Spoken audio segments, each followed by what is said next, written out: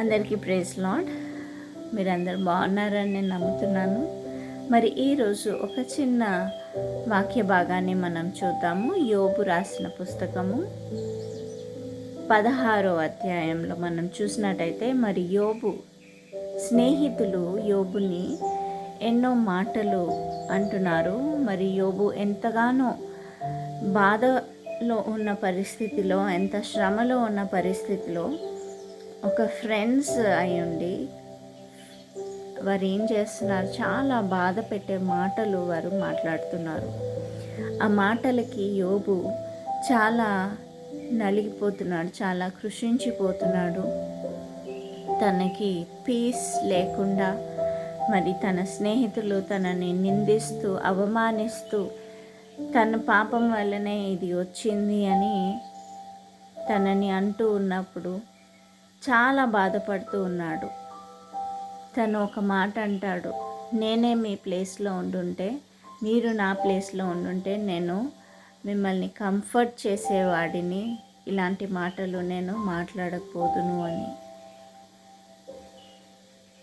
చూడండి, మన జీవితాల్లో కూడా ఒక మనిషి ఎలాంటి పరిస్థితిలో ఉన్నాడు, ఆ వ్యక్తి ఎలాంటి పెయిన్ గుండా వెళ్తున్నాడు, ఆ విషయాలు మనం తెలుసుకొని మనం మాట్లాడితే బాగుంటుంది. కానీ ఆ వ్యక్తి పాపం చేశాడా అనడానికి, జడ్జ్ చేయడానికి దేవుడు మనకు అధికారం ఇచ్చాడండి? లేదు కదా. అయినా ఇలాంటి వాళ్ళు చాలామంది ఉన్నారు ఈ లోకంలో. చాలా సర్కాస్టిక్గా అవమానపరుస్తూ మాట్లాడేవారు ఉన్నారు. అలాంటి వారితో మాట్లాడాలని కూడా ఇంకా అనిపించదు. ఎందుకంటే వారి మాటలు అలా ఉంటాయి. కొన్ని మాటలు హృదయాన్ని చీల్చివేసేలా ఉంటాయి.